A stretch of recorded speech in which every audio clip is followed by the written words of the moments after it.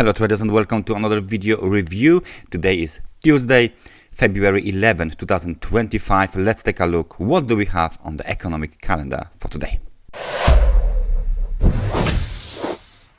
As you can see, I get only medium and high importance data releases.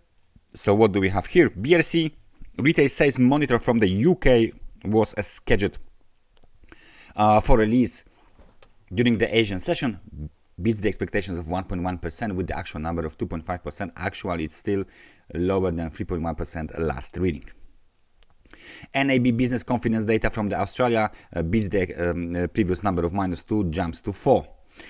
Now, we enter the London session. Bank of England MPC member Mann will give a speech at 9:45.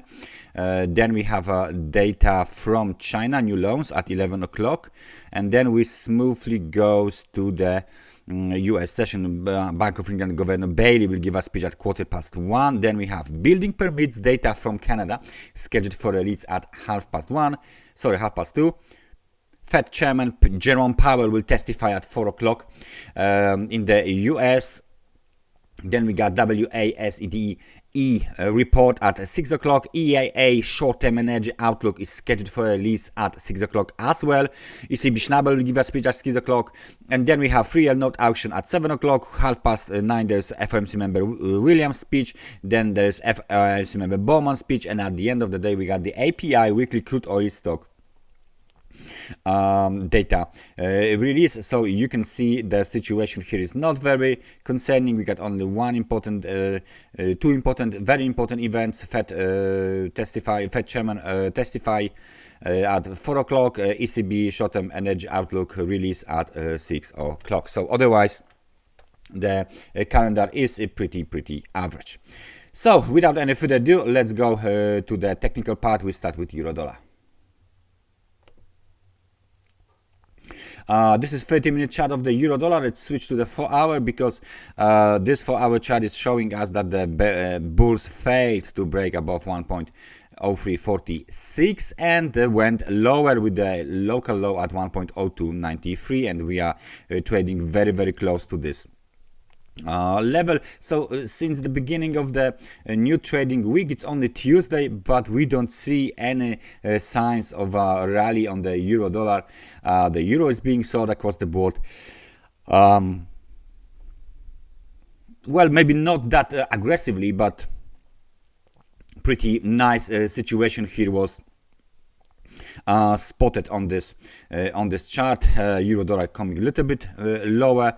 When we break 1.0285, the next technical support is 1.0273, and eventually the lows from the last week 1.0212.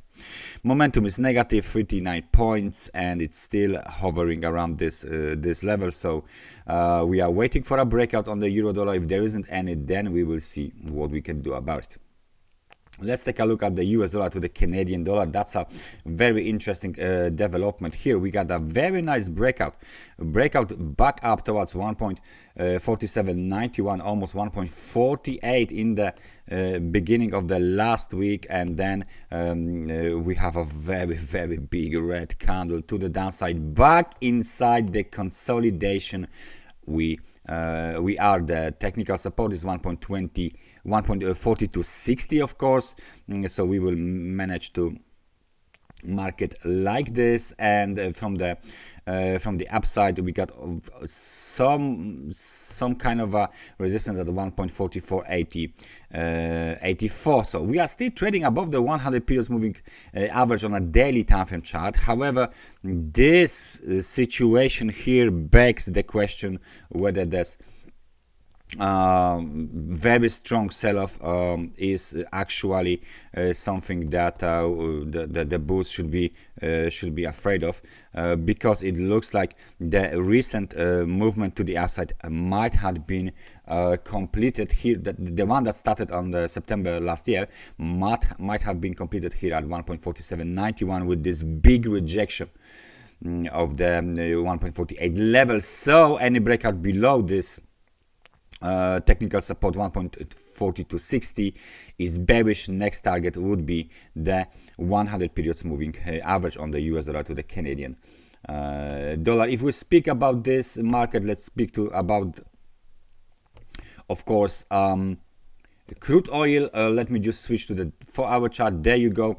This is the 4-hour chart of the crude oil. And now, do we have another test of the trend line or breakout? It looks like we have a slight breakout of this trend line. This level is no longer valid because the market doesn't actually want to accept this level here, the technical support, and it looks like with this strong momentum here, the market might be eventually breaking higher above the trend line, going towards the 100 periods moving average 73.56, and then eventually towards the technical resistance located at 74.90, 75. 35. So we got the very nice bullish reaction on the current situation. We broke above this trend line. Now the question remains whether this momentum is strong enough. It looks strong, but whether this momentum is strong enough to gain at least a few dollars towards 75 level technical resistance on the crude oil. This is 4-hour chart. Finally we have a breakout on the crude oil. Looks very nice, looks very good.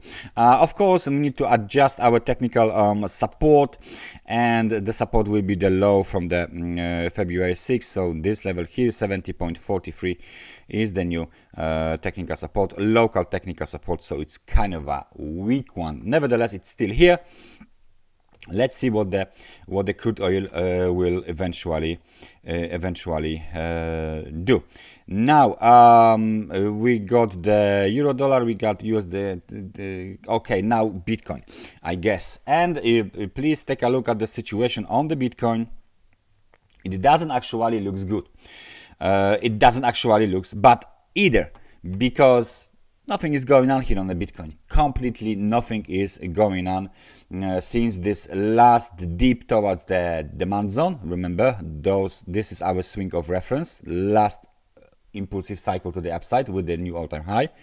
Correction, big sell-off towards the demand zone, bounce. So the dip was bought. Dip was bought here. Even if we dive a little bit below this trend line, doesn't actually matter. Dip was bought, and the local high is 102,444. Since then, up and down, oscillating. We are around the neutral level here. So pretty boring market right now, to be honest. Not much of the momentum to the upside, not to the downside, oscillating around the neutral level. Testing the local levels, testing the local technical supports, technical resistance. We are still above the demand zone, above the trend line, below the 100 periods moving average, which is coming, of course, a little bit lower because nothing is going on. So this is averaging. So it's normal that the moving average is going lower on the chart. 1,244 is still the next target for the bulls. Nevertheless, they simply refuse to rally. Bears refuse to move lower. We are keep waiting for the trigger that will spark the movement either to the upside or to the downside. As you can see, again, the downside is heavily guarded. There is a very nice bullish demand zone here on the Bitcoin 4-hour chart. It's visible on the daily. So it's quite clear for everyone who looks at this chart that there is something going on with this demand zone. So there is no need to basically to mess with it without any good reason. It's always easier to continue the current trend than to reverse the trend and start the new one. So maybe after this period of the consolidation, the market participants will decide to move higher again and at least test the levels above $106,000. That's everything from me for today. Thank you very much for watching this analysis, and I hope I see you guys next time. Take care and bye bye.